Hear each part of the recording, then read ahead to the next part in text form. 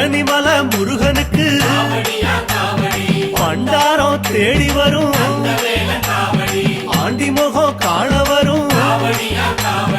ஆவினன் குடி தேடி வரும் கால்நடையா வந்த காவடி இது தேடுவது கந்தன் காலடி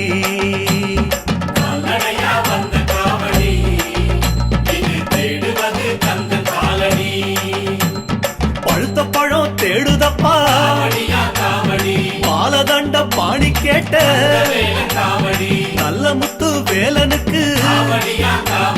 ஞானப்பழம் கேட்டு வரும் கால்நடையா வந்த காவடி